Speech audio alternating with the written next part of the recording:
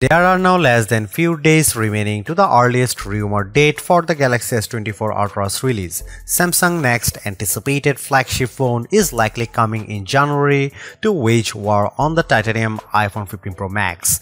Aside from the potentially earlier announcement and release date, we seem to already know a lot about the upcoming device thanks to the wide barrage of leaks and rumors flying around.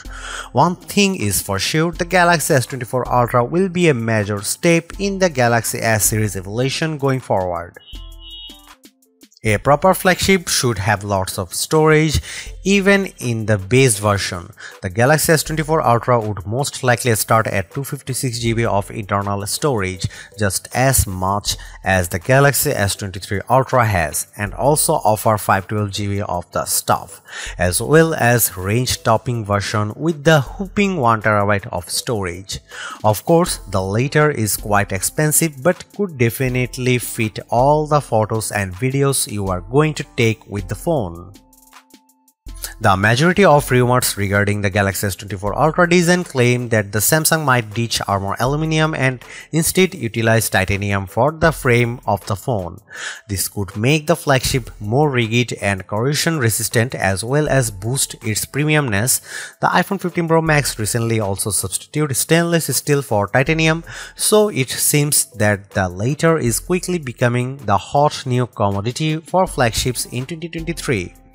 This purported change in design would have saved the Galaxy S24 Ultra 1 gram of weight in comparison with the Galaxy S23 Ultra's 233 gram versus 234 gram.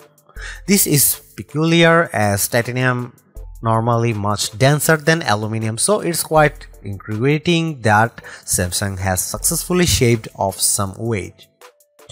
Below, you see our renders of the Galaxy S24 series, the Galaxy S24 Ultra et al. Yes, it is clear as a day that we shouldn't expect a radically different S24 Ultra. The frame and the display are flatter than last year's Galaxy S23 Ultra, making for one very iPhone 12, 13 or 14 looking Galaxy S24 Ultra. So expect a super premium candy bar phone with Gorilla Glass Victus 2 front in and back with an S Pen on deck and a mostly flat design. We don't anticipate any changes in the overall size of the phone, as the 6.8-inch dynamic AMOLED display is unlikely to grow in size or shrink to a smaller footprint.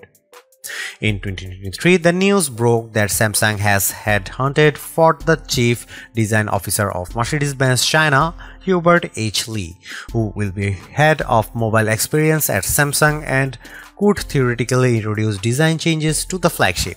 However, we don't expect a totally revamped design, as it feels like Samsung has definitely found its groove as far as its most advanced flagship looks and feel like. As already mentioned, the Galaxy S24 Ultra will most likely come with a 6.8-inch dynamic AMOLED display similar to its predecessors. What's more, the Galaxy S23 Ultra and Galaxy S22 Ultra used the same general display panel, so we kind of expect an upgrade with the Galaxy S24 Ultra. Recent rumors suggest that Samsung might utilize a next-gen M13 OLED display panel, a thinner and more efficient panel in comparison with the M12 chip that is used on the Galaxy S23 series, the Galaxy Z Fold 5 or Z Flip 5, as well as the upcoming iPhone 15 series. Most importantly, this panel would allow the Galaxy S24 Ultra to boost the record 2500 nit peak brightness. Similar to the iPhone 15 Pro Max and the Pixel 8 Pro, the Galaxy S24 Ultra will also have an extremely high eye-scoring brightness on par the most flagship phones in late 2023. Aside from that, one could assume that the Galaxy S24 Ultra will be outfitted with a 3080 by 1440 pixel panel with a rather decent 500 ppi sharpness, Gorilla Glass Victus 2, and the class-leading contrast, vibrancy, and overall color radiation that Samsung's flagship phone displays are usually known for. Long story short, the display will more likely than not be excellent. One recent rumor calls for a display refresh rate upgrade. It seems that the Galaxy S24 Ultra might score an even smoother 144Hz display, unlike its predecessor's 120Hz one. While this might sound like a big improvement, you might not be able to detect a very big difference. While the difference in smoothness between 60Hz and 120Hz can be easily detected, this isn't necessarily true for the minor jump from 120 to 144Hz, as any gamer might tell us. Thus, you might have a hard time picking out which one's which. Although Samsung has phones with an under-display selfie camera, we don't expect to see that one on the Galaxy S24 Ultra, as the image quality simply isn't comparable to regular selfie cameras just yet.